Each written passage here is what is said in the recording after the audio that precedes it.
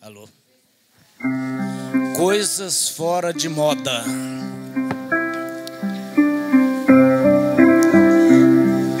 Aí não tem jeito.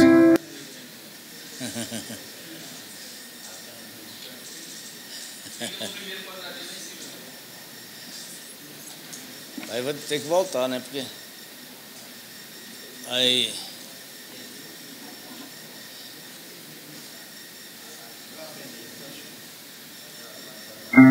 coisas fora de moda.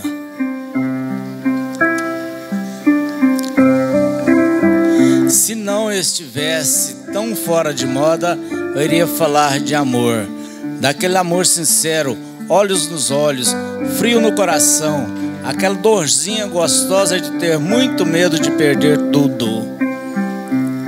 Daqueles momentos que só quem já amou um dia conhece bem.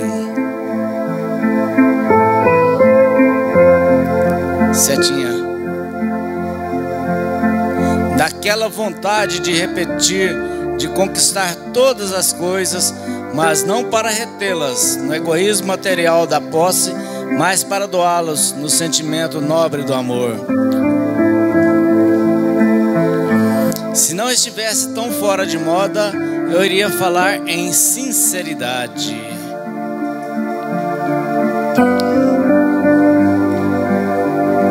Sabe aquele negócio antigo de fidelidade, respeito mútuo e aquelas outras coisas que deixaram de ter valor? Aquela sensação que embriaga mais que a bebida, que é ter numa só pessoa a soma de tudo que, às vezes, procuramos em muitas. A admiração pelas virtudes e a aceitação dos defeitos, mas, sobretudo, o respeito pela individualidade, que até julgamos nos pertencer, mas que cada um tem o seu. A amizade, se não estivesse tão fora de moda, eu iria falar de amizade, na amizade sincera que deve existir entre duas pessoas que querem bem. A amizade é uma alma com dois corpos, Aristóteles. O apoio, o interesse, a solidariedade de um pelas coisas do outro e vice-versa, a união além dos sentimentos, a dedicação de compreender para depois gostar. Se não estivesse tão fora de moda, eu iria falar em família. Sim, família.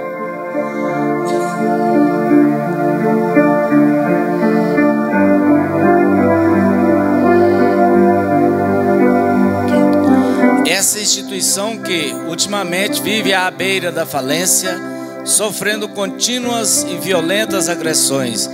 Pai, mãe, irmãos, filho, casamento, lar. Família, aquele bem maior que ter uma comunidade unida pelos laços sanguíneos e protegidas pelas bênçãos divinas.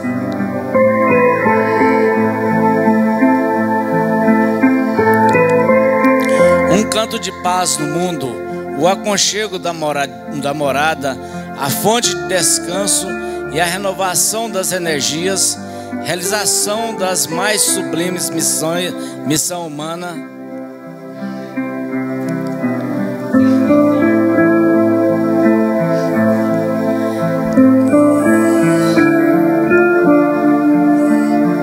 Não, é o contrário.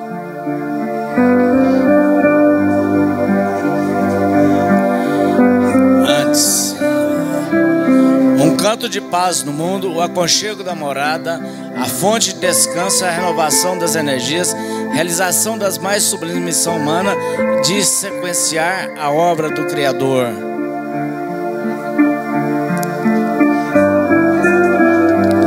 E depois eu iria, até quem sabe, falar sobre algo, a felicidade.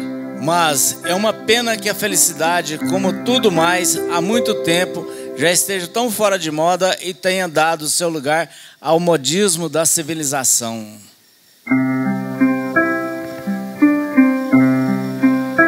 Ainda assim, gostaria que a sua vida fosse repleta dessas questões tão fora de moda e que, sem dúvida, fazem a diferença. Seja fora de moda e traga de volta valores há muito perdidos. Boa semana. Everaldo, você me permite um minutinho? Certa feita, um pintor muito famoso resolveu pintar a felicidade. Saiu à procura de como é que ele iria iniciar sua obra. Encontrou um padre. O que estás a procurar? Ele falou assim: inspiração para pintar a felicidade. O padre lhe disse: pinte a fé. Ele saiu andando, mais na frente encontra uma noiva radiante. Ela perguntou: o que estás a procurar? Ele disse: eu quero pintar a felicidade. Ela falou assim: pinte o amor. Falou: amor? Pintar? Saiu andando, encontra um mutilado de guerra. E o rapaz pergunta a ele: meu senhor, o que o senhor está procurando? Ele falou assim: eu estou procurando inspiração para pintar a felicidade. Ele falou assim: pinte a paz. Ele saiu cabisbaixo embora, não tinha percebido nada, sem inspiração. A hora que ele chega, abre o portão, vê duas crianças brincando. Mais adiante, vê a sua esposa que vem ao seu encontro. Ele dá um caloroso beijo e um forte abraço. E aí ele pensou: o que deverei fazer? E lembrou: eu vou pintar um quadro da família. Então, a família é a verdadeira felicidade. E que todos nós tenhamos em nossas famílias a felicidade de estarmos sempre buscando o melhor. Obrigado. Vamos para a pauta aqui. Wagner vai carregar o Ivandro vai carregar o microfone para nós, Ivandro?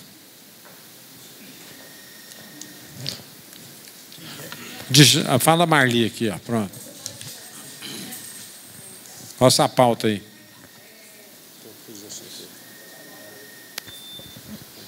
Benefícios da microempresa em caso de licitações.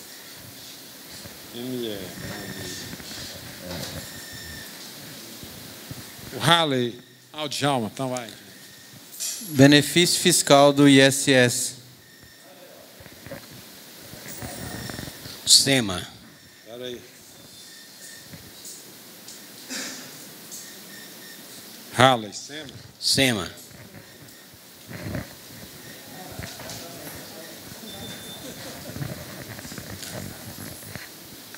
Mais algum? Eu quero sobre carteira de trabalho. Valmir. Carteira de trabalho? Sobre MEI. Espera aí. Valmir. Quem mais, hein? Quem falou? O Sérgio. Sobre o MEI? Isso. Nota fiscal avulsa. Espera aí.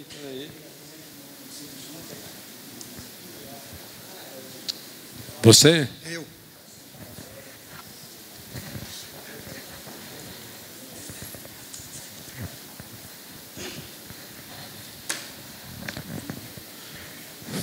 Mais ninguém não? Tem mais pauta não?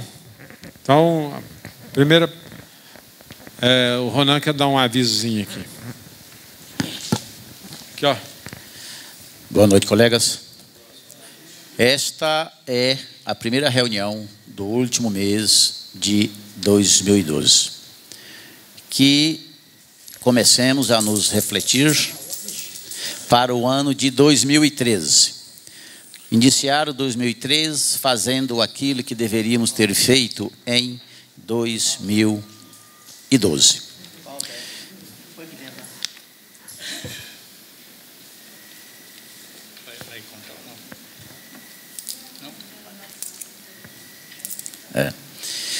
Colegas, são 3 assuntos. O primeiro, o doutor Jair Marcílio Gonçalves, advogado tributarista, que ofereceu aquele companheirismo que tem de vir aqui para falar conosco sobre o processo tributário municipal, sobre empresas que serão excluídas do Simples Nacional pela Prefeitura, Cefaz. Ele gostaria de vir hoje. Nós pedimos, então, para que ele compareça no dia 11 agora de dezembro, a próxima terça-feira, a última do ano. Então ele estará aqui conosco, um bate-papo, aqui o tempo necessário que for, falando sobre essas questões municipais. E o valor será 2 quilos de alimentos não perecível. O outro assunto, os representantes da chapa OAB1 que estiveram aqui, que nós franqueamos aqui o espaço, a chapa 1 e chapa 2. Estiveram aqui doutor Eliomar, doutor Enil, tesoureiro atual da OAB e também da chapa eleita, o doutor João Negrão. Eles ficaram encantados com o nosso auditório, especificamente com os associados. Todos nós demos a eles, dispensamos a ele aquele tempo. Eu, particularmente, agradeço a todos os senhores por isso. Ele também gostaria de vir em primeira mão aqui, ainda neste ano, e agradecer a todos os senhores. Pedi a ele que deixasse para o ano a primeira reunião de 2013. Provavelmente, doutor Eliomar, aquela equipe, trarão aqui o presidente da OAB eleita. Segundo lugar, e terceiro, é sobre o processo 3.815, sobre a contabilidade, aí esse projeto de lei da Cefaz que nós já temos conhecimento. Foi pedido a mim que procurasse o deputado Vilmar Rocha, que sempre nos atendeu lá no gabinete da Casa Civil, para ver a situação deste projeto, o que ele estaria trazendo para o contabilista e diferente para a contabilidade. Nós não estivemos lá na Casa Civil, porque esse é um projeto do governo e foi gestado lá na Casa Civil. Nós o localizamos lá na Assembleia Legislativa. Ele esteve lá até ontem no CCJ, Comissão de Constituição e Justiça. Falamos com o doutor Ordelas. Estava de vista esse processo, estava com vista até ontem para aqueles deputados já nominados aqui, e ninguém emendeu nada, não apareceu nada. Portanto, hoje, esse projeto estaria indo para a plenária geral, onde os deputados parlamentares irão discuti-lo. Só poderia mudar se alguma força oculta, digamos assim, espiritual, alguma coisa baixasse ali naquele momento em cima do deputado. Mas se isso não acontecer, vai ficar conforme nós já temos conhecimento, cumprindo aquela determinação do artigo 61 da resolução 94 do Simples Nacional. Mas acontece que eu até chegando lá, eu li o projeto, nem nós deveríamos ter ido lá na Casa Civil, porque nós, como representante da classe contábil, sindicato, CRC e outras entidades, não poderíamos ir lá na Casa Civil pedir, alterar alguma coisa do projeto, porque ele só estava pedindo para que nós cumpríssemos aquilo que determina a Lei Complementar 123. Mas eu descobri lá no relatório do deputado Major Araújo, que é o relator do projeto, lá o parágrafo 1º do artigo 61 da Lei Complementar 123, dá poderes aos entes do Estado, do município, a exigir ou não a apresentação daqueles livros, dentre aqueles, o chamado livro caixa com a contabilidade, que na verdade é para se fazer a contabilidade. Dá até poder para estes entes dispensar esta obrigação. E isto, nós, o sindicato, não poderíamos ter ido lá na Casa Civil. Se assim os representantes dos empresários entendessem que o Estado não devesse exigir isto aí, poderiam ter feito, mas nós não poderíamos fazer. Isto é importante para nós. Então o Estado está aí, de certa maneira, contribuindo, eu penso assim, com a classe contábil por que o Estado, até então eu pensava que o Estado estava contrapondo a Lei Complementar 123, mas ele não está contrapondo a Lei Complementar 123. O Estado pode sim abrir mão da contabilidade até agora para quem não fez. Por que ele pode? Porque o parágrafo 1º do artigo 61 da Resolução 94 de 2011 dá esse poder ao ente do Estado, inclusive até dispensar todos aqueles livros lá elencados do artigo 61. Dá esse poder para dispensar. O que o Estado fez? Como nós sabemos que vários não fizeram, nós não vamos então retroativamente desenquadrar. O Estado poderia fazer isso, mas a própria lei deu poder para o Estado colocar um pano quente e passar a exigir de janeiro de 2013 para frente. Ou seja, assim que publicada a lei. A lei tem só 2 artigos, dizendo que façamos a contabilidade de janeiro de 2003 para frente. Isto é importante para a nossa classe contábil, que nós vamos mostrar nós vamos mostrar isso aí para os nossos clientes. Eles vão verificar que está uma coisa próxima da gente aqui, é a Cefaz, cobrando esta contabilidade. Então é isto, nós não poderíamos procurar o Vilmar Rocha, e seria uma vergonha para nós dizer isso lá. Olha, não podemos fazer isso. Não procuramos, e hoje está lá na Assembleia Legislativa, hoje estará sendo votado esse projeto. Então nada mudou, não tem nada trazido aí para nós, né? Aproveito também aqui essa oportunidade, porque é o último mês do ano, até uma colega, ela me fez a consulta, o que eu achava disso. Ela perguntou o seguinte: um cliente dela constituiu uma empresa em nome, de fato, um empregado, uma empresa individual. E que agora o empresário gostaria de fazer um contrato em que normatizasse aquela situação entre ela e entre o proprietário de fato da empresa e o de direito. Aí eu disse para ela: colega, nós temos aí a responsabilidade solidária. Existe muito isso, e eu quero até dizer aos senhores, a gente tem clientes, eu tenho um cliente que me procurou para constituir uma empresa, uma sociedade limitada, e colocando lá no quadro social um empregado dele como sócio. E eu não quis fazer aquilo. Eu falei: olha, meu cliente, eu não vou fazer isso.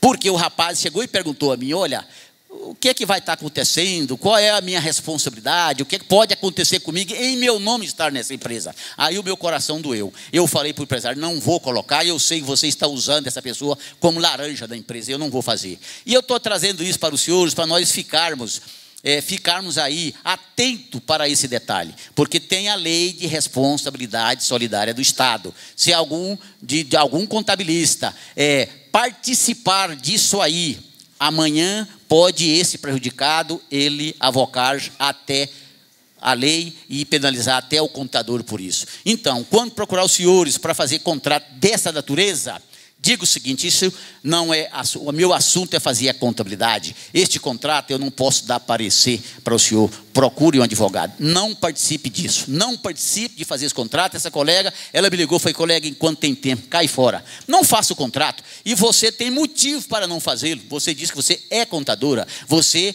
está preparada a fazer a contabilidade. Não fazer esse contrato se você não tem conhecimento. Se não quiser indispor com o seu cliente, diga que procura um advogado e não entra nisso aí. Muito obrigado, senhores. Ok. Compondo a mesa conosco aqui está o doutor Anastácio, para quem não conhece, é um grande parceiro nosso, e ele está aqui. Quer fazer uso da palavra? Tem alguma mensagem para nós aí? Então, microfone. Fábio aí. Alô? Bem, gente, muito obrigado pela essa oportunidade de eu estar aqui. É com grande prazer. Eu conheço aqui desde a década de 80, que eu venho aqui e frequento esse sindicato. Tenho aprendido muita coisa aqui. e é um grande prazer estar aqui. Eu telefonei hoje para o Everaldo para tratar desse assunto, e ele me convidou para participar da reunião e eu não estava aqui. Eu não estava nem lembrando de hoje, eu vim. Então, o assunto que nós vamos tratar, eu vou ser bem rápido, é da isenção, a pergunta dele, da isenção do ISSQN das empresas optantes no Simples Nacional. Simples Nacional. Então, isso eu não vou abordar o Instituto da Isenção em seus múltiplos aspectos jurídico, tributário, mas vamos abordar só especificamente no que diz respeito ao Simples Nacional. E eu vou começar a abordar o tema.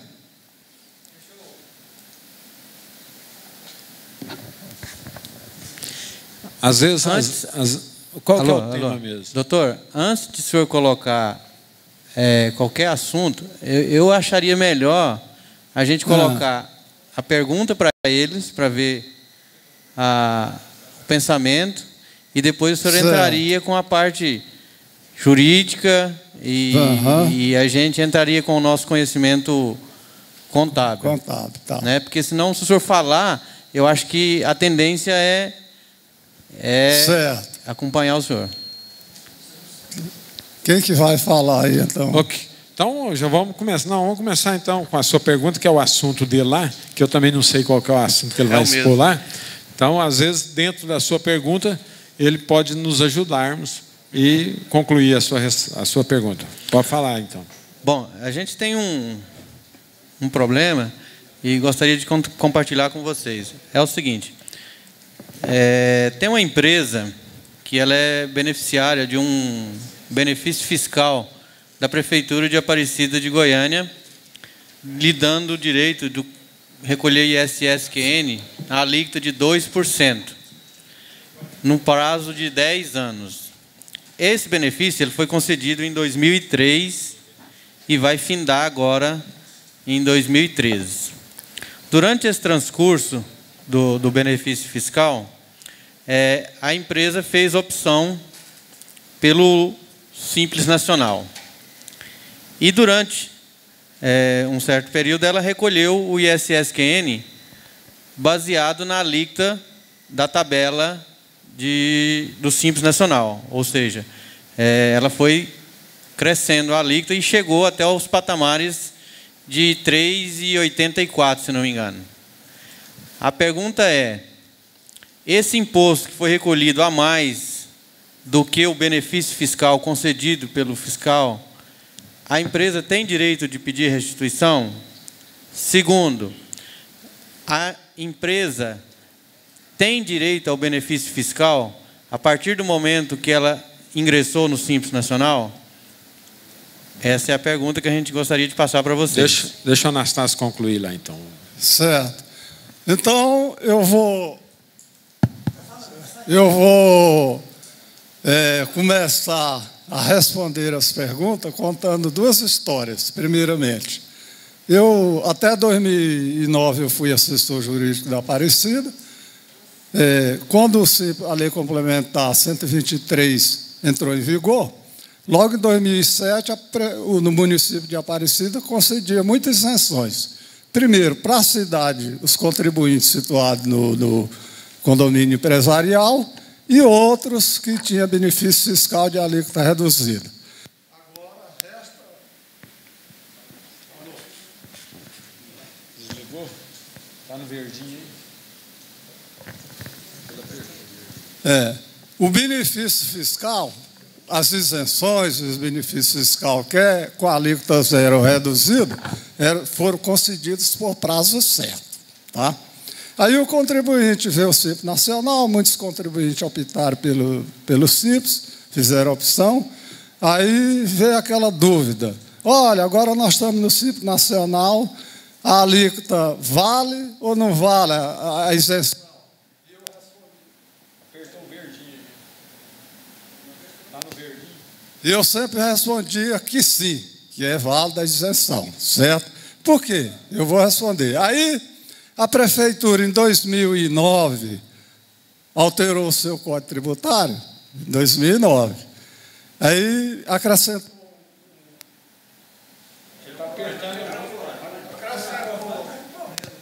Acrescentou, eu vou falar aí, pé. Acrescentou um parágrafo 5º, e disse o seguinte, que as empresas optantes do Simples Nacional que fosse isenta, a partir daquele momento a isenção não valia mais. Olha, gente, aí veio muito contribuinte, chiou, foi na prefeitura, procurou advogados, os advogados perderam. Espera aí. Aí eu fui, uma colega nossa antiga me procurou, a Hilda, que é da FGE Engenharia, disse, Anastácio, eu estou aqui, tem isenção de 20 anos, ela vale ou não vale? Eu digo, vale, certo? Entrei com a ação declaratória, autuaram ela. Pior, aplicaram a lei retroativamente. A lei entrou em vigor em 2010, eles autuaram a empresa, retroagiram 5 anos, caçaram a isenção e mandaram o braço. Aí eu fiz uma ação anulatória do lançamento fiscal, fiz um anulatório, o juiz concedeu a antecipação de tutela. Aí o que aconteceu? Ontem ela me telefonou, coitada.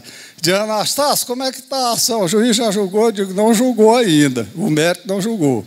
Mas a liminar está valendo, a prefeitura é obrigada a obedecer a liminar. Ele disse, não, escreveram o débito individuativo, estão me executando e me excluíram do cadastro, eu estou sem trabalhar o tempo todo, porque a prefeitura me excluiu, porque disse que eu entrei na justiça contra ela.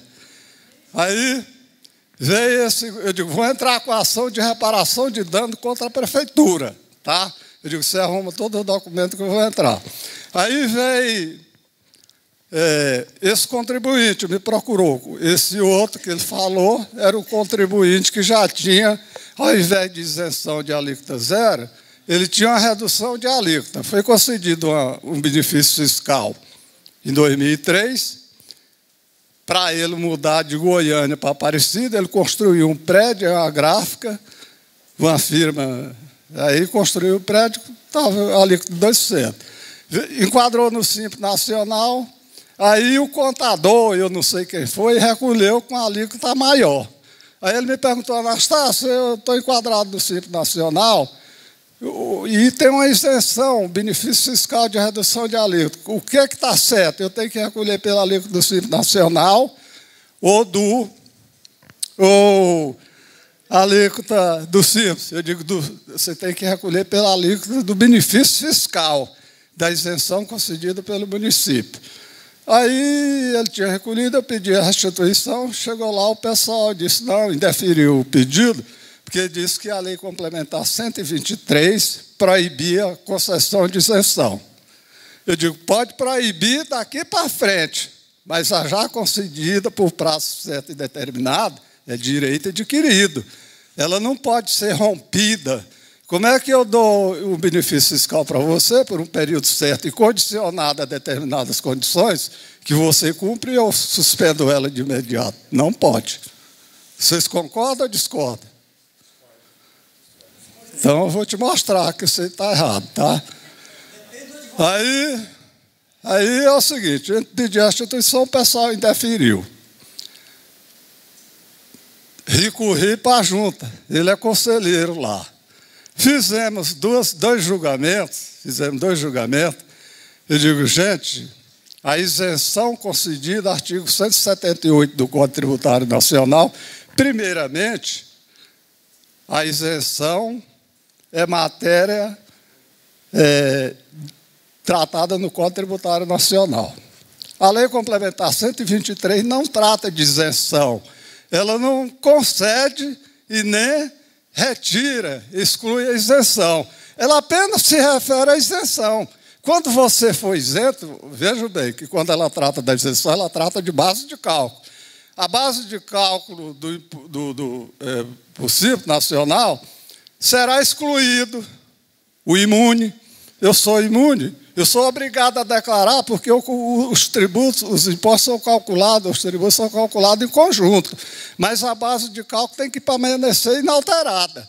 Lá na hora de recolher o ISS, se eu sou imune, se eu gosto de imunidade, eu tenho que excluir. A base de cálculo permanece inalterada. Se eu sou isento, eu tenho que excluir a alíquota zero, eu tenho que excluir a base de cálculo permanece inalterada. Se eu tenho redução de alíquota, eu tenho que calcular com a alíquota que eu tenho o direito e a base de cálculo permanece inalterada. Então, vocês eu desafio qualquer um a me mostrar onde é que a lei complementar trata da isenção. Eu vou terminar meu raciocínio, tá? Por quê? Porque cada pessoa jurídica de direito público interno, a competência tributária é indelegável, é privativa, e cada pessoa jurídica a exerce de acordo com o que a Constituição lhe atribui. Então, ela é indelegável. Se eu tenho competência para instituir, eu tenho competência para desonerar. Tá? Aí, a lei complementar fala assim, no caso de o Estado e o município, eu vou ler o artigo 18, parágrafo 20, ela fala, que trata da base de cálculo. Aí, nesse discussão, o procurador foi contra o provimento do meu recurso, porque ele disse que a lei complementar proibia conceder isenção. Eu digo, não proíbe. Ela veda a apropriação de crédito. Ele mandou eu ler o artigo 24. Dos créditos.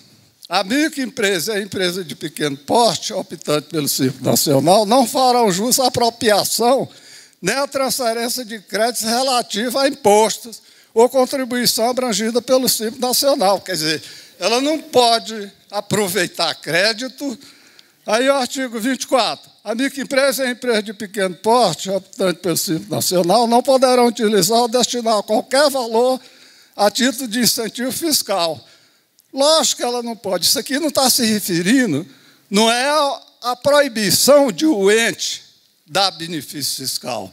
Ela está se referindo à microempresa, que no caso dela ser isenta, ela não pode aproveitar aquela base de cálculo para fim de criar um tributo para voltar para o município. Tá?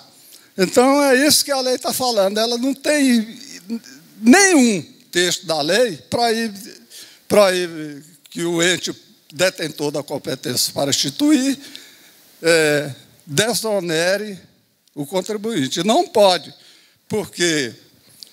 E ainda mais, tem mais um detalhe.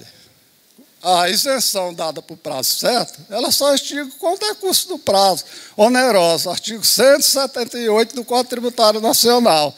A isenção concedida, a isenção pode ser revogada a qualquer tempo. Certo? Se a pessoa jurídica conceder uma isenção, ele pode revogar. Entretanto, para ele revogar, tem que observar o princípio da anualidade, artigo 104 do Código Tributário Nacional, certo? Ele pode, e se for concedido por prazo certo, ele só pode, e mediante condições condicionadas, ele só pode revogar,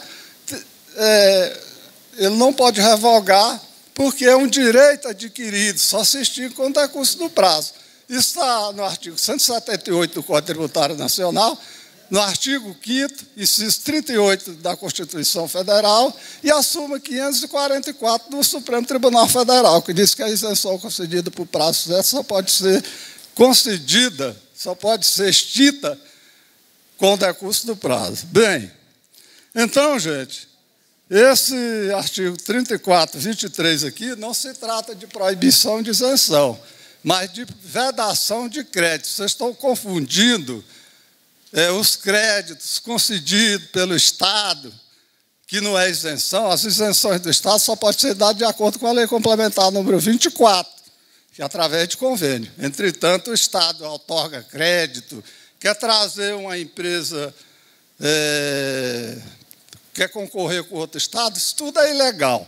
Então, no momento em que ele faz uma lei outorgando crédito, reduzindo base de cálculo, que é tudo arbitrário, extraordinariamente, lógico que ele proíbe as microempresas de participar de ter esses benefícios, que, na realidade, eles são todos inconstitucionais e só vigora no âmbito do Estado aqui. Mas, qualquer que seja eles, a lei, gente, aplica-se a fatos presentes e futuros. Uma lei não pode retroagir, e ainda mais para prejudicar, artigo 105 do Código Tributário Nacional. Então, eu não estou dizendo aqui que o município não possa revogar suas isenções, ele pode, desde que respeite o direito adquirido. O ato jurídico perfeito é a coisa julgada. Bem, eu revoguei, minha lei vale para frente, porque a lei aplica-se aos fatos presentes e futuro, certo?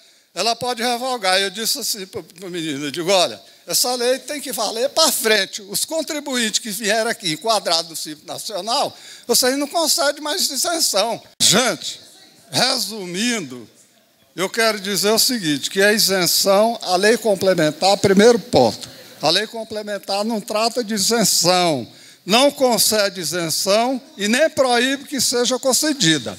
Ponto final. Só assim para entendimento. Lá no artigo 24, da 123, isso.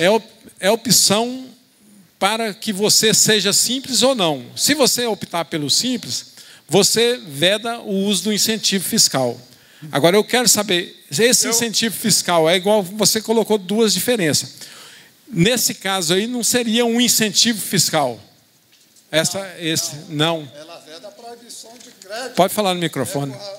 Pode falar no microfone. Vamos ler, vamos fala no microfone aí. Corretamente, tá? Deixa eu pegar aqui. Gente, vocês estão confundindo benefício fiscal com aproveitamento de crédito do imposto. ISS não tem aproveitamento de crédito, isso aqui está dirigido ao ICMS. E outro, interpreta o artigo direitinho, o artigo 24, as microempresas e as empresas de pequeno porte optantes pelo Simples Nacional não poderão utilizar ou destinar qualquer valor a título de incentivo fiscal. Destinar ou utilizar. Utilizar. Utilizar. Não é um benefício que a prefeitura me concedeu? Não. Isso não está falando, é o seguinte, as microempresas não poderão destinar. Utilizar. Utilizar, não poderão utilizar, isso aí não está se referindo a imposto, se está referindo a crédito do imposto. Olha o título, doutor. Olha o título. Quando eu leio a lei, eu tenho que ler o preâmbulo. Você sabe sabe que eu te respeito muito. O título está se tratando de crédito. Eu não posso usar um crédito de ICMS de uma compra interior. Isso foi vedado antigamente, agora está regulamentado na lei complementar. Mas como que você, como jurista, classifica esse incentivo que a minha empresa ganhou? Porque você usou o incentivo. É incentivo ou redução de base de cálculo? O que é isso? Não, isso aí, o incentivo você não pode usar ele. Inclusive na Constituição Federal tem isso. Quando eu sou isento do imposto, eu não posso usar aquela isenção como aproveitamento de crédito meu porque eu sou isento. Correto. É isso que está falando, tá? A Constituição é clara nesse aspecto aí, e a lei complementar repetiu isso. Se você é isento, você não pode utilizar esse crédito seu para abater da operação que você vai pagar o imposto. Deixa o Fábio te questionar mais um pouquinho. Não é questionar. O doutor Anastácio tem sentido o que ele falou, que o artigo está inserido dentro dos créditos. Mas ele trata de incentivo fiscal e no parágrafo único ele se reporta ao município também, no qual o município não trata de crédito. Agora, o que eu queria colocar é o seguinte... Fábio, eu só queria te interromper porque você citou o parágrafo único. Certo. Eu quero dizer assim, não serão consideradas qualquer alterações em base de cálculo, alíquotas percentuais ou outro fator que altere o valor do imposto à contribuição. Isso significa o seguinte, que quando você declara R$1.000 de ISS e esse tem alíquota zero, você não vai reduzir essa base de cálculo para efeito de cálculo dos demais tributos, gente. Mas eu posso usar, se eu sou isento ou tenho 2% de recolher ISS, digamos R$20, eu posso colocar R$20 a título de ISS. Posso colocar 0 a título de ISS. Mas eu não posso reduzir aquele R$2.000 ou R$1.000 da base de cálculo, porque ele servirá de base de cálculo para cálculo de todos os tributos em conjunto, certo? É isso que o parágrafo 8 está falando, meu amigo. Ali. Só concluindo, Veraldo. Só concluindo. Eu espero que o doutor Anastácio esteja certo, por quê? Porque vai beneficiar mais as empresas do Simples Nacional. De fato, o que é tratado aqui está dentro do capítulo dos créditos. Tem uma probabilidade grande de estar certo. Ele fundamentou muito bem com base no Código Tributário. Agora, aqui no Perguntas e Respostas do Simples Nacional, no site da Receita, lá no portal do Simples Nacional, tem uma pergunta 9.2, fala o seguinte: Estados, Distrito Federal e municípios podem conceder isenção ou redução de ICMS e de ISS para as microempresas e empresas optantes pelo Simples Nacional? A resposta, sim. A partir de 1º de julho de 2007, Estados, Distrito Federal e municípios podem conceder isenção ou redução, desde que específicas para as ME e APP. Né? Aí vem a questão que o Eli colocou. A Lei Complementar 123, ela dá a opção para você entrar. Você tem um benefício lá, como o Anastácio falou, que ele é condicionado a expirar o prazo para você perder. Mas ele não está obrigando você a ir para o Simples Nacional. Você vai optar. Né? Agora, a probabilidade dos argumentos do Anastácio serem corretos é praticamente quase 100%, porque tem o Código Tributário para prever que esse benefício, a isenção, ela é condicionada a expirar o seu prazo. Né? Então, agora só a Justiça que vai dizer. Né? É porque o Anastácio ele está fundamentado ali, pessoal. Deixa o presidente colocar aqui, depois... Senta lá, cara. Eu estou meio nervoso. Tá. Por isso que eu quero que você senta aí. Estou com essa falta de compreensão, velho. Pera, tá, bom.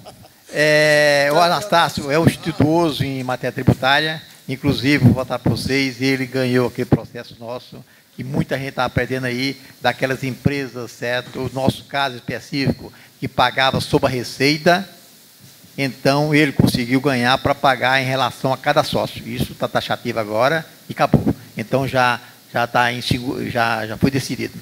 Mas olha, eu gostaria, Anastácio, que você realmente ganhasse isso, fundamentado no Código Tributário Nacional. Se o Código Tributário Nacional, esse artigo não foi revogado, porque o Código Tributário Nacional, ele tinha, um decreto, e ele tinha... Não, era lei. Não, era decreto. Lei 5.172. Tá bom. Mas essa lei tinha poder de lei complementar. Não, ela era lei ordinária com Constituição. Com direito de lei complementar. Então, era lei ordinária, lei 5.172, de 25 de outubro de 66. Mas com poder de lei complementar. Veio a Constituição e ela passou a ter o status de complementar. De lei complementar. Ora, se ela passou a ter status de lei complementar, e essa lei, a 123, que trata do Simples Nacional, não revogou esse artigo do Código Tributário, que é mais antigo, eu creio que ele vai por essa linha de raciocínio e deve ganhar, porque se ela não revogou, ela continua existindo. Mas acontece que não revogou, não, peraí. Ela não revogou essa lei, revoga do contrário, porque essa lei foi específica para isso aqui. Agora, é uma válvula, certo, que os advogados vão ter, porque houve um cochilo da lei, inclusive o cochilo que houve.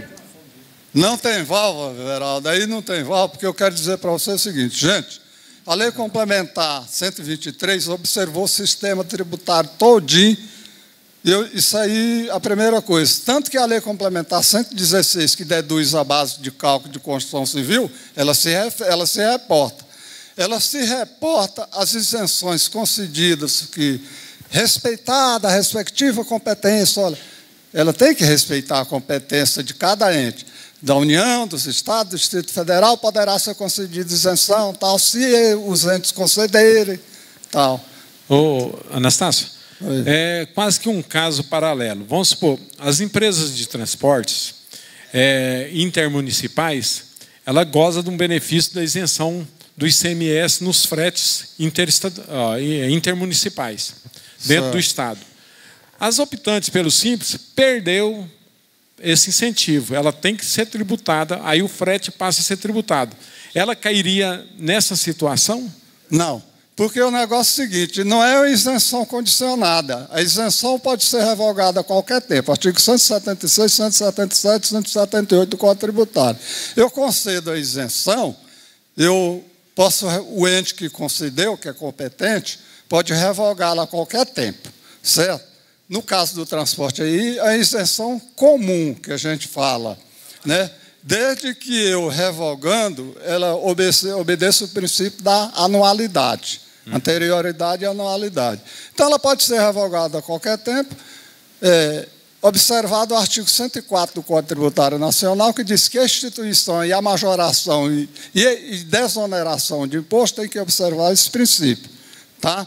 Agora, em se tratando de isenção concedida, por exemplo, à Prefeitura de Aparecida, na medida em que ela editou a lei, dali para frente, os contribuintes que for só isento e se enquadrasse no simples, desapareceria imediatamente, né? Mas a isenção condicionada e por prazo certo é outro caso. Né? Anastácio, espera um pouquinho. Olha só, a palavra agora já me convenceu já, olha. Essa palavra comum que foi o pau na muleira do Sanasa. Porque quando eu falei, inclusive, do imposto de renda, do IPI. O IPI é zero para as empresas de confecção. É comum. Comum. No caso da transportadora, é comum. Comum. Nesse caso, é específico para aquele município que ele concedeu. E é por prazo. É para o cliente tal, que espera um pouquinho. Por prazo e ele concedeu para que ele se instalasse naquele local. Então, nesse caso específico, aí deixa para a próxima. Esse você já me convenceu. Direito adquirido. Eu gostaria, Anastácio, seria possível você voltar um outro dia, a gente marcar um outro dia, para a gente continuar esse fórum com mais espaço, porque hoje o pessoal tem uma pauta aqui, a gente teria que cumprir, e a gente agradece demais você, peço desculpa por você, pelos desequilíbrios que houve, mas você sempre será bem-vindo a essa casa, né? E a casa está sempre aberta para você. Eu só vou complementar a sua pergunta e dizer assim, se a isenção do Estado das empresas transportadoras fosse assim, fica concedido às empresas transportadoras o prazo do ICMS por 10 anos ou 5 anos, aí só teria que revogar quando o prazo acabar. Nós não vamos perder a oportunidade de tê-lo você aqui, novamente aqui não. Dá um microfone para a Marli aí, vamos falar depois eu falo com você, mas senão ela para contornar aqui. Marli, a respeito dos incentivos da microempresa, não, uma moça me perguntou e eu fiquei assim. Põe mais próximo. Eu não estou a par desse assunto dos benefícios da microempresa no caso de licitações, que eu nunca trabalhei com licitações. Queria saber se algum colega aí está a par, poderia me orientar para eu passar para essa colega que me fez a pergunta. Consultor Fábio. Não, Fábio. No que diz respeito à legislação, na Lei Complementar 123, lá no artigo 42, é o capítulo que trata do acesso aos mercados, né? Lá fala, nas licitações públicas, a comprovação de regularidade fiscal das ME e APP somente será exigida por efeito de assinatura do contrato. Aí fala que as ME e APP, por ocasião de participarem de certame licitatório, é o artigo 43, 42, 43 e tem mais para frente, né? Então fala que as ME e APP, por ocasião de participação em certames licitatórios, deverão apresentar toda a documentação, aí vai falando o que ela vai ter de vantagem, a partir do 42, da Lei Complementar 123. Até qual artigo? Aqui vai até...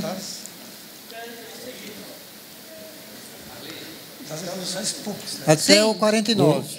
Deixa o Eudes dar um palpite ali, depois você tem. Passa o microfone para o Eudes aí, dá um palpite aí. Vai aí, Rally, passa para lá. Marli, é do Estado de Goiás? A empresa é de Goiás? Eu falo assim, essas licitações é com a empresa do Estado de Goiás? Não, porque como fornecedor do Estado de Goiás, ali no VaptVup empresarial tem também o CADFOR, que é o Cadastro de Fornecedores do Estado de Goiás. Eles têm uma lista de exigências de documentos, né, quanto até os índices indicadores econômicos das empresas, eles pedem balanço, registrado, do DRE, o índice de análise dos indicadores econômicos, né, as liquidez seca, liquidez corrente, liquidez geral, além das certidões de falências concordadas, e as demais INSS, FGTS, né? Isso a cada 60 dias você tem que renovar isso aí. Mas lá você pega uma relação com eles, no CADFOR, no VaptVupt empresarial. Isso para fornecedor para você fornecer para o Estado de Goiás especificamente, né? Empresas do Estado, órgãos estaduais. Então lá esse CADFOR você faz, a empresa cadastra lá, e a cada 60 dias você renova essas certidões que vem essa falência concordata. No caso de INSS e Receita Federal são 180 dias, né? Cada 30 dias vence o INSS, o ISS e FGTS. Todas essas certidões são exigidas lá. Empresas em geral, você pega, no caso das MEPP tem os capítulos ali, mas as exigências deles às vezes extrapolam um pouco isso aí, porque ali não fala tudo que você necessita. Então lá seria especificamente você, para as empresas, no caso, o Estado de Goiás, né? É o cadastro de fornecedor, chama CADFOR. Ok, aí você consulta na legislação o artigo 42 para cima e liga para o Eudes. Depois você pega o telefone com o Eudes, qualquer novidade. O Cícero aí vai. Fala aí, Cícero. Semana passada eu queria falar exatamente sobre isso aí, que eu queria tirar uma dúvida. O Eudes, acho que ele está bem habilitado para falar. Porque a lei complementar 123, ele fala da receita anual de 3.600.000, né? Para EPP. E continua valendo, no caso das licitações, esses 3.600.000? Ou tem um outro teto?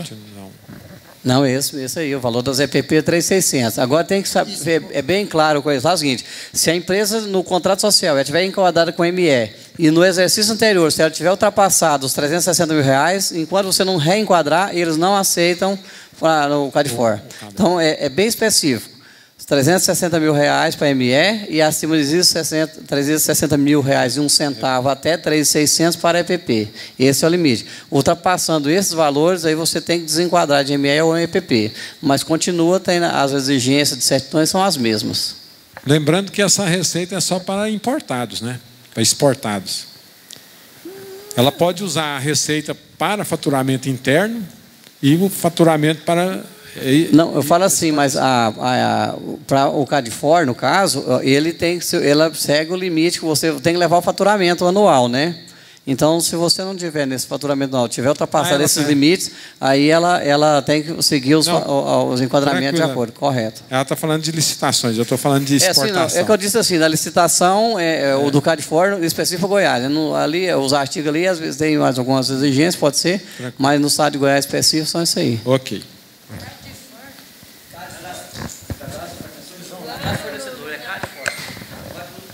Obrigada, então. Vamos para a próxima. Ok. Então, vamos aqui com o Everaldo, a pauta dele aqui. Antes dele passar para a pauta, pessoal, a gente está fazendo o seguinte.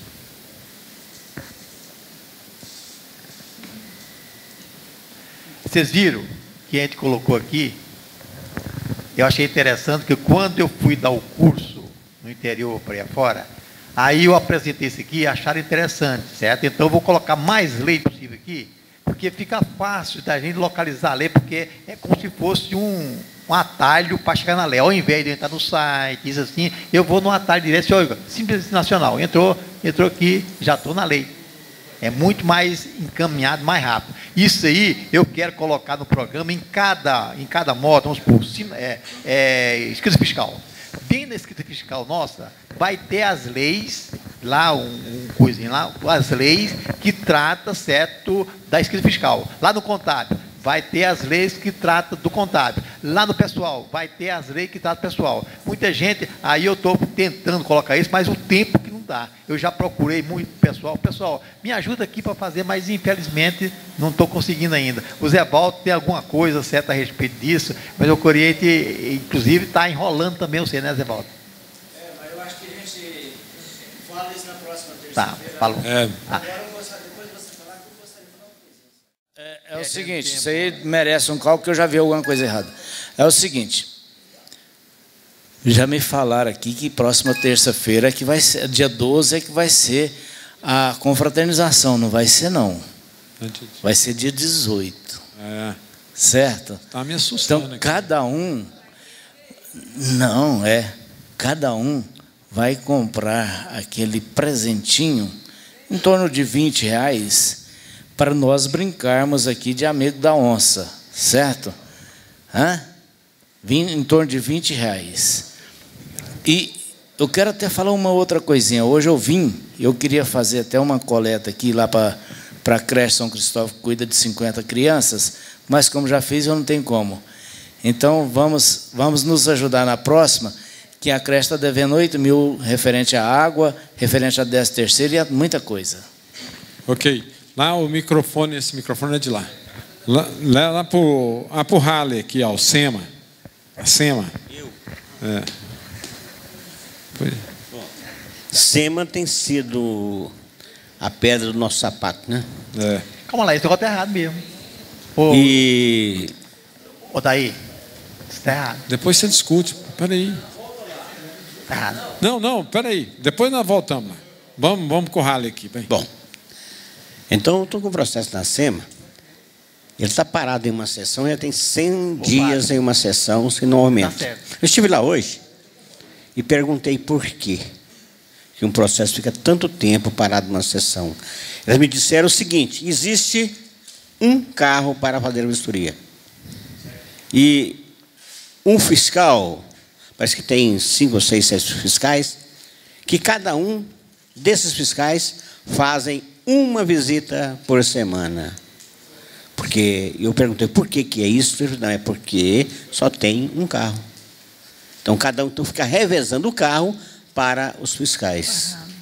E o meu sentido de ter colocado esse tema, essa pauta da SEMA, é exatamente para ver o que é que a gente pode fazer com referência a gente solicitar de alguma autoridade. Antecipando para você aqui, o Carlos já foi embora, mas está previsto uma reunião com o Cindy Lojas, mais o Evaristo, da Fé Comércio, para podermos discutir com os contadores as reivindicações, as colocações, o que seria possível para agilizar isso, para convocar a prefeitura para ir lá. Como nós estamos praticamente no fim do ano, eu acho que nós vamos ter que verificar isso aí a partir de janeiro.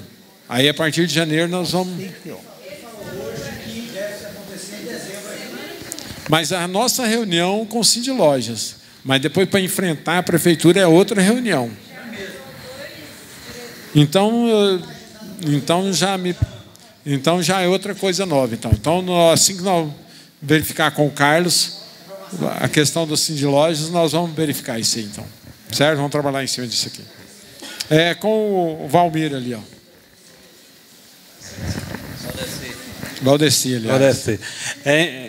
É o seguinte, eu tenho um cliente meu que está querendo admitir um funcionário, né? Só que o funcionário, no antigo emprego, o patrão dele reteve a carteira dele. Aí o que ele fez? Ele tirou uma carteira nova.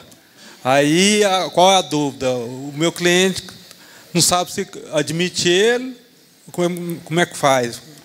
Né? Porque ele está com a carteira antiga lá no outro não libera. O Eudes responde para você aí agora. Eudes, fala aí. Sim. Não, daí passa para o Daí. O Daí está cansado, está fazendo um cálculo aqui. Não, eu acho que o patrão não tem direito de reter carteira. Cabe uma denúncia à junta de trabalho. Mas falei, o patrão reteu a carteira do empregado, o empregado arrumou outra carteira, tirou uma carteira nova, o patrão novo está com medo de assinar a carteira. Você já começou a dizer aí, o patrão não poderia segurar a carteira por mais de 48 horas. Havendo denúncia, cabe multa no Ministério do Trabalho aí. Segunda hipótese, se ele está admitido nesse emprego anterior, com uma carteira, essa carteira não teria valor, porque se ele registrar na nova carteira, foi cancelada a primeira. Então, a admissão teria que ser na nova carteira. Quando você faz um registro na carteira nova, pode ser a carteira anterior é cancelada, mas os registros nela não. Mantém os registros, só que eu não poderia usar porque ele comunicou a perda ou extravio dela, né, para emitir a nova carteira. Legalmente eu não poderia usar. Provavelmente ele tem o número. Provavelmente ele tem o número da carteira anterior. Se pedir na hora da emissão da carteira nova, constar o número da antiga na carteira nova, não? Deveria ir ao Ministério do Trabalho e pedir para ele colocar as anotações com referência da carteira antiga, se é que não foi colocado na emissão da nova carteira. Ok. Pode falar, Ronaldo. Deixa eu dar minha opinião objetivamente. O novo empregador, ele não tem nada, no meu pensamento, ele não tem nada com o passado. Se o empregado apresentou a carteira de trabalho, o que a lei diz? Ele tem 48 horas para cumprir a sua obrigação como empregador. Carteira retida, empregado não está de posse, é a situação dele com o empregador anterior. A carteira nova, ela estando válida ou não, o atual empregador está cumprindo a sua obrigação de nela fazer a anotação. Cabe amanhã depois, se ele aparecer com a outra carteira e assim ele solicitar, de preferência que seja por escrito, ele transfere aquelas anotações para a carteira antiga, mas ele está cumprindo a obrigação. Se ele não registrar o empregado em 48 horas de prazo, aparece uma autoridade do trabalho, como que ele vai se explicar? Eu não anotei na carteira porque ele diz que a carteira ficou retida. E se ele não tiver deixado essa carteira retida? Como é que vai ficar o empregador atual? Então, ele que diz que está retida. Então, não cabe a ele apurar estes fatos. Cabe a ele registrar na carteira a ele apresentada. É isso aí. Ok. Quer falar mais? Não, correto. Correto? Ok. Passa o microfone lá para o Sérgio, lá, ó. Pode ir passando de mão em mão aí que o pessoal vai fazendo exercício. Bom, pessoal, uma empresa do MEI, ela é constituída, cadastrada na prefeitura, no estado, qual o procedimento para fazer emissão de nota fiscal de mercadoria? É via bloco? É um emissor gratuito de nota fiscal eletrônica? Qual que é o procedimento? Quem trabalha com MEI aí já providenciou isso, hein? Leandro, MEI, não é? Divina lá. Passa o microfone lá para a Divina. O MEI tem. O microempreendedor individual, ele tendo um cadastro normal, se ele for vender para fora do estado ou para o poder público ou fazer devolução, ele vai ter que ter o certificado digital para ele fazer a nota eletrônica, né? Mas se ele for trabalhar comércio do varejo, é normalmente igual às outras empresas. Você vai numa gráfica, faz o requerimento da D1, né? D1, D2, da forma que você quiser controlar, né? Fora e dentro do estado. E se ele não pode emitir nota, aquela antiga A1, né? Aquela grande, né? Que eles falam bloco grande, manual. A não ser que ele venda só dentro do estado. Normal. Agora, por exemplo, normalmente a confecção, você sabe que o forte é o Nordeste e Norte, né? É Rondônia, Maranhão, Mato Grosso. Aí ele tem que ter o certificado digital. Normalmente, quase toda a confecção tem um certificado digital, porque eles vendem muito para fora, por causa da moda, né? Mas é normalmente igual às outras empresas, tá? Deixa o microfone vir lá. Mais alguma coisa aí, Sérgio? Deixa falar no microfone. Depois eu passo para a Marli aqui. E se for fazer o certificado digital? Você está me enrolando. Bom, a segunda questão é o seguinte: essa empresa como MEI, essa modalidade não atendendo mais a demanda, qual que é o procedimento para transformar ela em empresário do Simples? Divina responde de novo.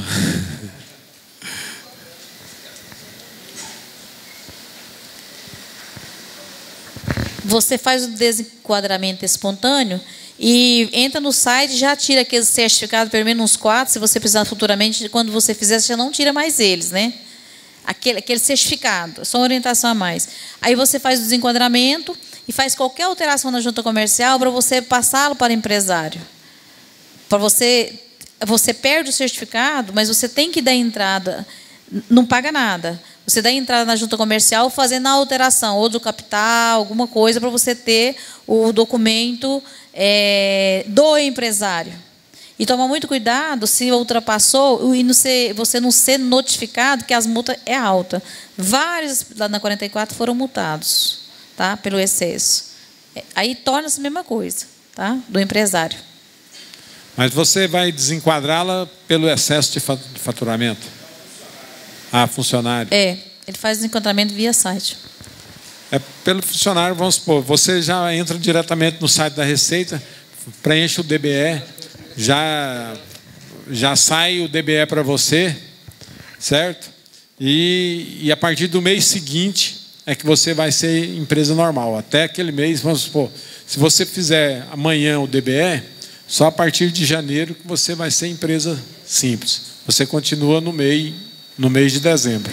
Tá? Aí depois você, igual a Divina falou, aquela cópia que é o requerimento do empresário do MEI, você emite ele se você quiser algumas cópias, porque depois, a partir do momento que você virar empresário, empresa do Simples, ela já não emite ele mais, certo? Aí você não tem como emiti-lo. Aí você tem que fazer cópia ou ir na junta requerer uma cópia. E depois você entra com o requerimento do empresário e faz a alteração, a Constituição, colocando capital e outras coisas mais. Okay? Deixa a Marli falar aqui um pouquinho. Quer falar, Eudes?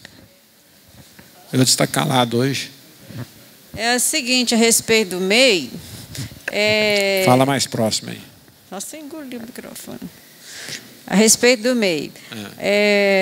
Um cliente, né, a pergunta dele, assim, a dúvida minha foi o seguinte, ele é MEI, e aí ele tem a empresa lá, mexe com peixe vivo.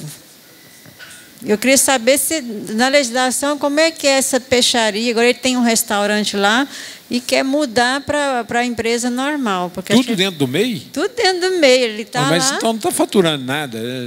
Né? Um restaurante, empresa de peixe.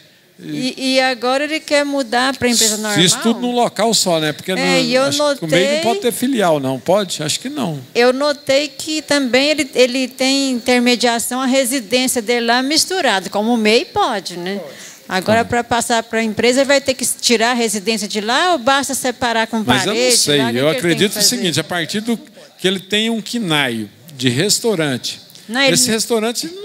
Qualquer restaurantezinho aí vende mais de 5 mil por mês. Ele não tem o KNAI, não, de restaurante, não. Ele tem de peixaria e bebidas, venda de bebidas. Agora ele quer passar, já, inclusive começou com restaurante, mas não mudou ainda na papelada.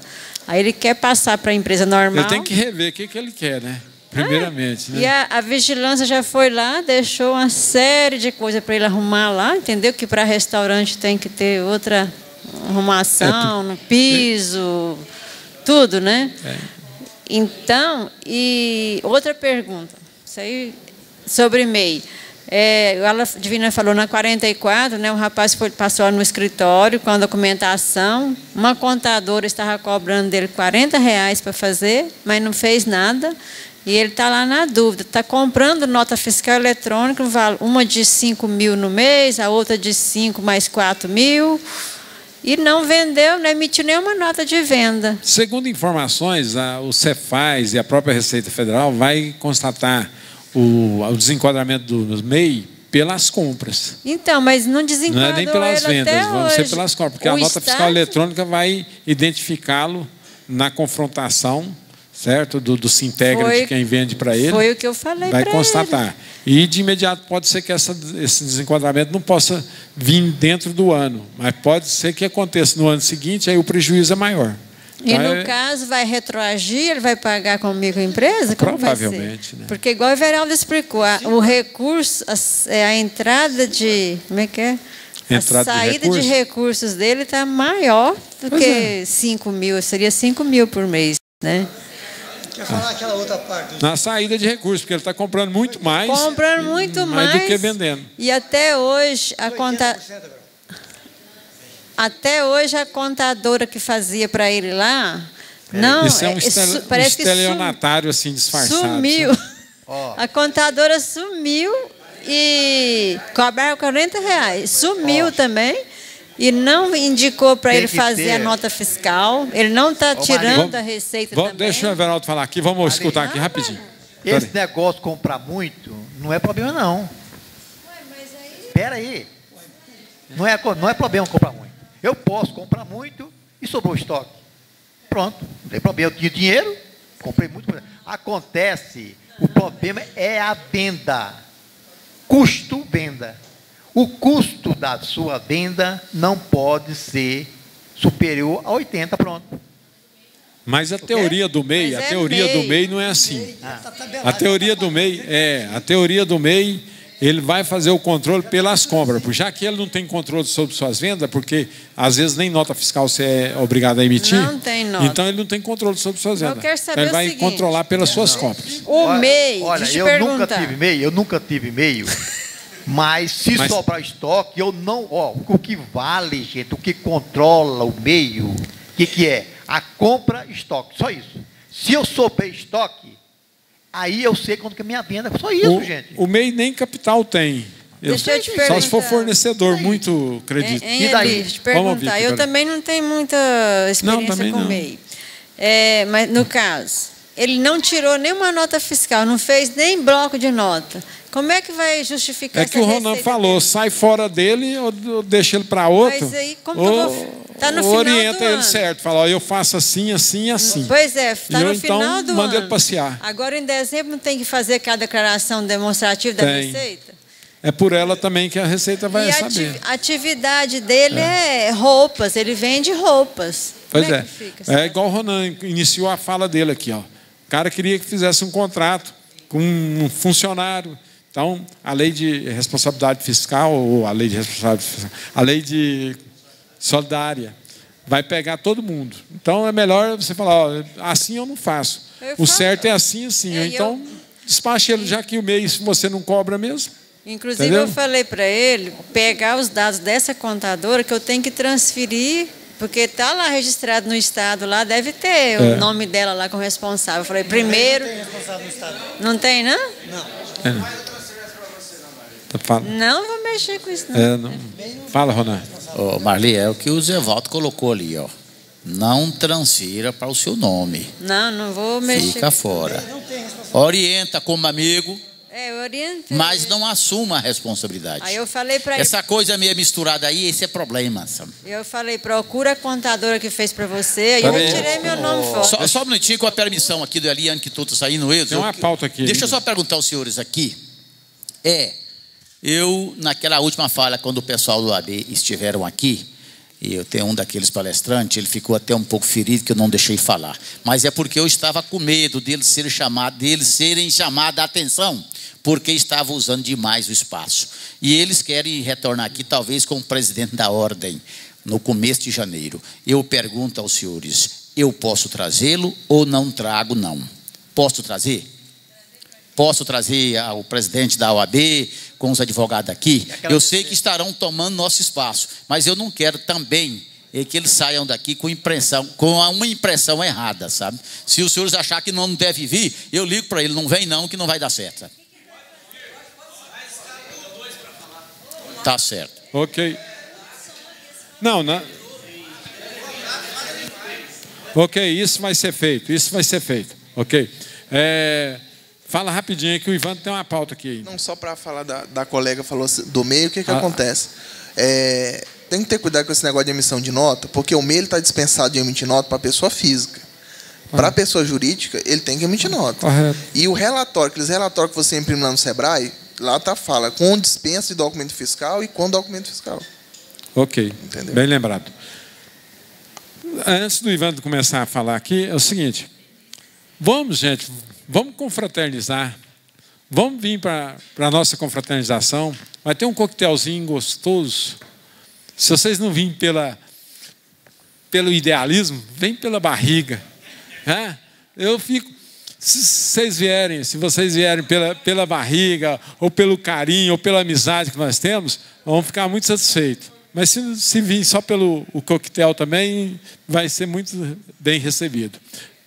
Dia 18, terça-feira, traga um presentinho de R$20, para não ficar aquela coisa muito desigual. Mas com R$20 você compra um trenzinho bom. Ou vocês querem comprar mais barato? Quem? Pois é, eu acho que a nossa categoria, R$20, nós estávamos pondo na sacola aqui hoje. Espera aí, deixa eu falar. Só que é o seguinte, ó, depois das 9, quem quiser ficar aqui, vão ficar, porque eu estou engarranchado aqui, viu? Com esse negócio. E infelizmente parece que nós estamos errados, viu? Tá no 2, certo? Vocês querem esclarecer? Porque eu não entendi nada disso.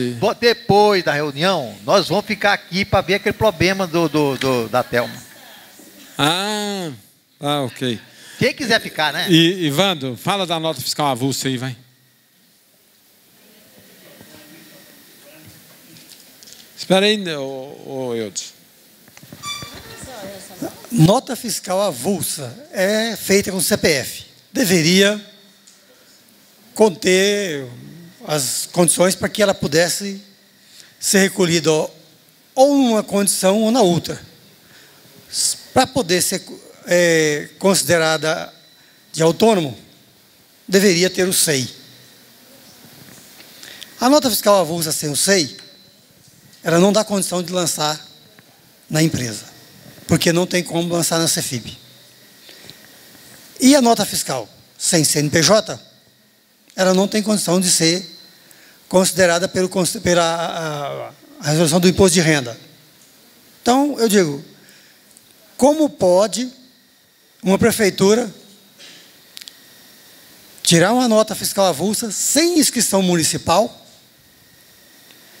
apenas recolhe a sua parte lá e apresenta essa nota? Essa nota teria algum valor? Só traz problema para a empresa. Ela não traz solução nenhuma, condição nenhuma. A hora que um fiscal chegar, ele tem 5 anos para chegar, a pessoa faturou aí R$8.000 e não teve retenção de imposto de renda, não teve nada. Isso é viável? Porque... Senador Canedo, que eu queria que o Anastácio ficasse, que eu queria que ele cobrasse, era dele. Porque é ele que está emitindo lá. Ele é orientador de senador Canedo. Ele é que orienta lá, eu queria cobrar, era dele. Não, peraí, Ivan. Senador Canedo emitindo... Não vamos misturar. Disparando nota. Peraí. Disparando nota. Ivan, não vamos misturar, não. Não estou misturando, não. Não, tá, já estou citando a Anastácio. É o seguinte, a nota fiscal avulsa, para efeito comercial, você que comprou com a nota fiscal avulsa, você emite a nota fiscal de entrada. Agora, a nota fiscal de serviço avulsa que a prefeitura emite, você está isento só da fiscalização municipal. Agora, se o INSS pegar, é como um RPA, certo? Justo. O imposto de renda pegar, você tem que tributar como salário fosse, porque é pagamento de autônomo. Porém, não tem. Não tem lá. O SEI? Não orientam nada disso aí? Não tem tem inscrição municipal? Para te encurtar, eu como assessorista, não, meu Deus. Como é que fala? Aqui o conselho estava fazendo. Vamos lá, eu como consultor de uma empresa, jamais eu vou aceitar que o meu cliente pegue uma nota fiscal avulsa de serviço. O nosso sindicato estava engolindo isso. Nós, do conselho, tivemos que pautuar e colocar, você viu isso aí, você leu nas atas dessas passadas, nós pedindo e foi cortado. Não está acontecendo mais, mas que estava acontecendo, estava. R$30.000 de nota fiscal avulsa, sem retenção. Vários valores, até 30 mil. Não. Sem retenção de imposto de renda, sem pagar. O que houve aqui no sindicato que eu vi vocês relataram foi nota de borracheiro.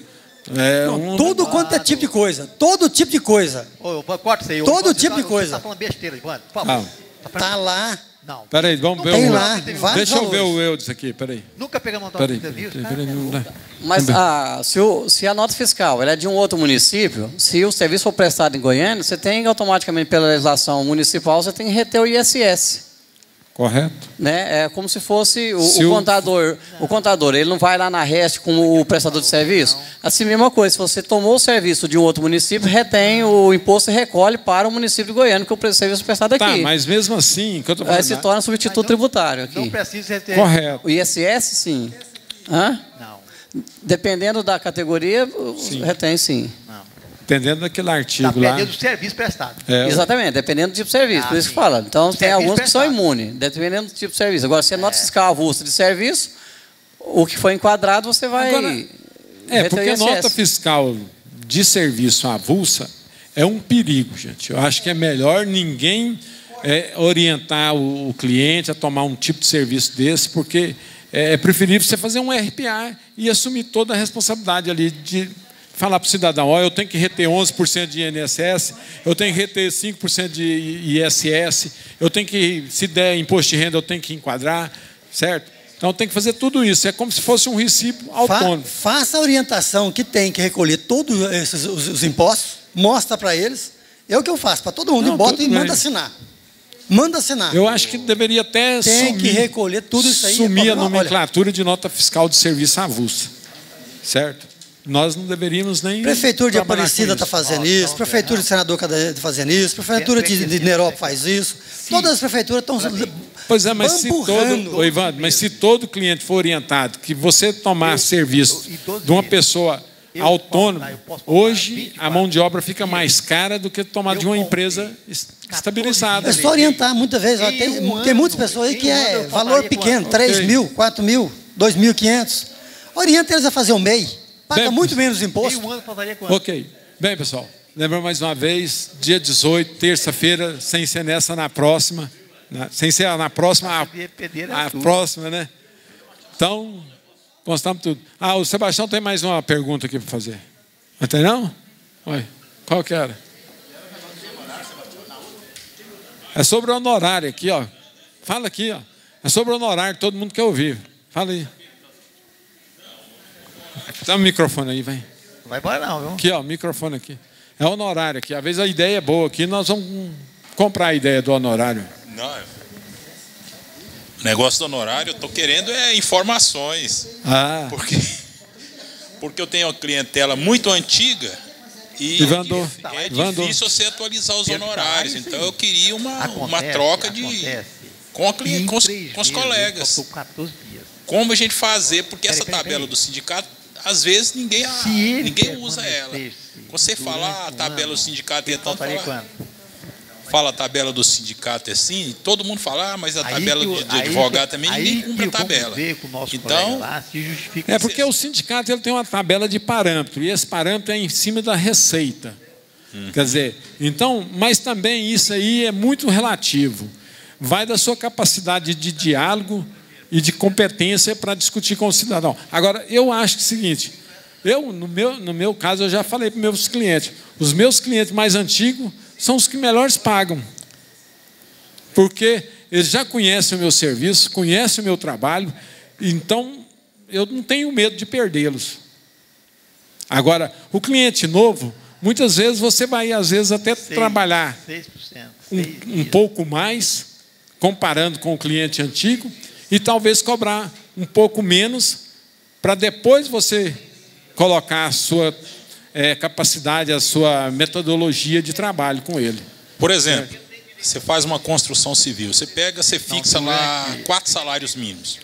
Aí vem, contrata 100, 150 empregados. Então, você tinha que ter um jeito de cobrar em cima de funcionário também. Ter um honorário fixo. Pois é, dentro do CRC, mas acho que aqui também a nossa acho que tem. Eu deram até um rapaz lá de Rio Verde que bolou essa tabela. Ele cobra pelo faturamento da empresa, pelo enquadramento, e a cada até o grupo de 5 funcionários é um valor. A partir do grupo acima de 5 funcionários, ele tem um percentual acima por cada empregado admitido ou por cada grupo. Aí você tem que saber. Deixa o Ronan comentar aqui. O Ronan. É exatamente, Sebastião, o que o Eli colocou. Ao pegar-se a empresa, você já está percebendo que ela terá um número de empregados flutuante e aumentado. Você combina uma porcentagem sobre o salário mínimo por cada empregado. Um exemplo, olha, o honorário contábil é X. E 5% ou 10% do salário mínimo por cada empregado registrado. O Leandro gostaria de falar essas suas palavras, Leandro? Uma porcentagem do salário mínimo.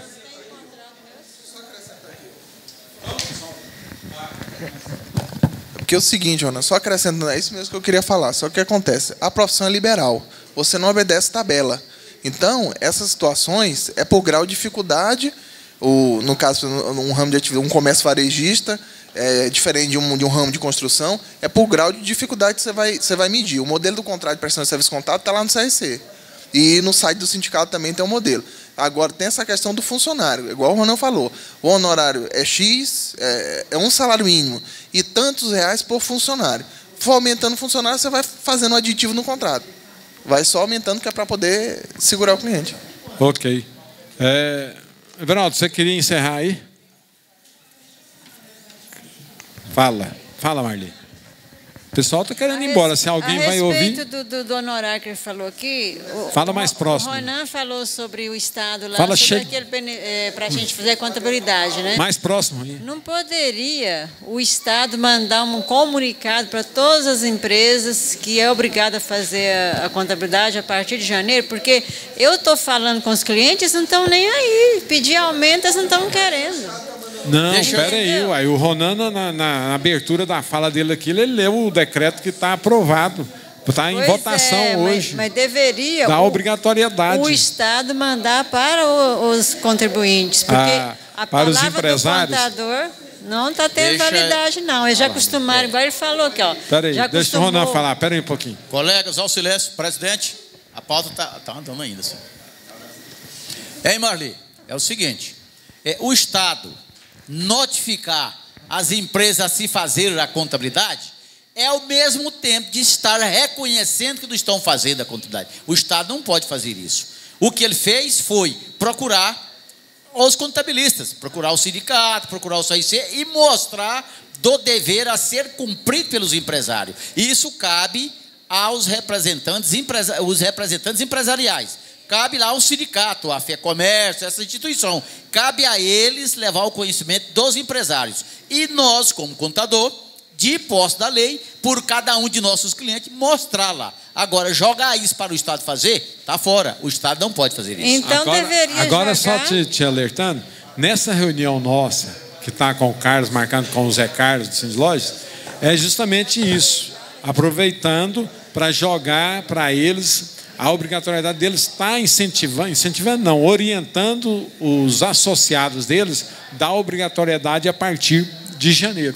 E, inclusive, melhorar os nossos honorários, igual ele falou, o cliente antigo, eu tenho notado isso. Eu não sei se eles vão melhorar os honorários, mas pelo menos eles vão orientar no sentido de cobrar dos contadores a contabilidade. E aí nós vamos trabalhar de graça uma vez. Eles vão cobrar do contador dele a contabilidade. Aí vai caber você, como profissional,